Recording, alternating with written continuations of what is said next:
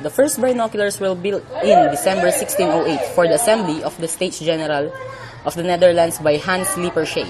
He was a spectacle maker from Middelburg in Zeeland and had discovered that a convex lens and a concave lens could be combined to produce a magnified image of a distant object, a simple telescope. Lippershey offered his telescope to the States General on 2nd October 1608, and they requested a version to be used by both eyes for military purposes. 3 sets of binoculars, meaning roughly 2 eyes, were duly delivered but do not seem to have been a huge success with the military, perhaps because they would have had low magnification and poor image quality.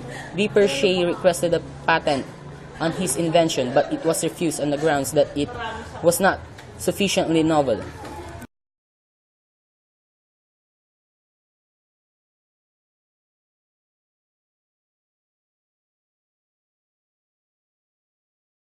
Look through the eyepiece of your binoculars. This part of the apparatus is noticeably smaller than its opposite end, the objectives. Feel for this adjustment tool while looking through the eyepiece. It is a ring that is situated directly behind the eyepiece lenses and permits for individual focusing of these lenses. Glasses or contact lens wearers whose eyes have different optical strengths appreciate diopter rings since these allow for individualized focusing. Find the focus wheel near the eyepiece, in between the lenses. It is a dial that allows you to slightly move the interior lenses, thereby bringing images into focus. This is crucial for those wearing glasses since their eye conditions vary from the healthy eyes of others, necessitating an overall adjustment of the lenses for a sharper image. Note that the prisms are located in the handle portion of the binoculars. These prisms are made of glass. Prisms receive the light from the objectives and reflect it to one another. The longer the handle portion, the more prisms are installed in a particular pair of binoculars. The more prisms there are, the more magnification you may enjoy. Examine the diameter of the objective lenses. Located opposite the eyepiece, they are noticeably bigger. Their main role is to capture available light and feed it safely to the eyepiece. These lenses also provide the main gateway for providing sight of the intended target. Damaged objectives may render binoculars virtually useless, since the scratches and nicks can alter the light availability. Optical designs. Galilean binoculars. Almost from the invention of the telescope in the 17th century, the advantages of mounting 2 of them side by side for binocular vision seems to have been explored. Most early binoculars used Galilean optics.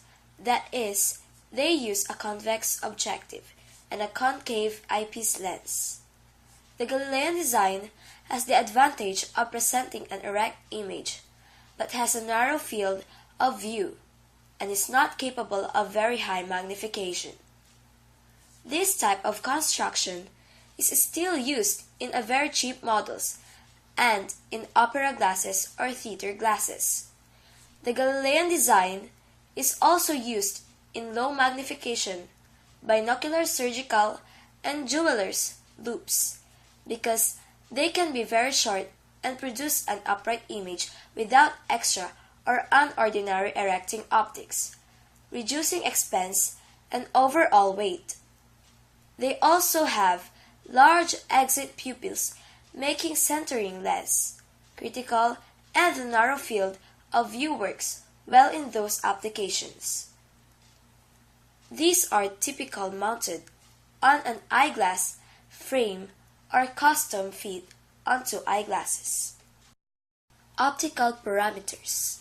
Binoculars are usually designed for the specific application for which they are intended.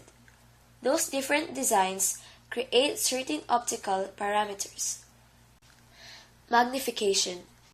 The ratio of the focal length of the eyepiece divided into the focal length of the objective gives the linear magnifying power of the binoculars. Objective diameter.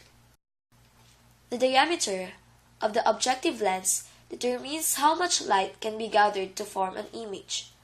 The number directly affects performance.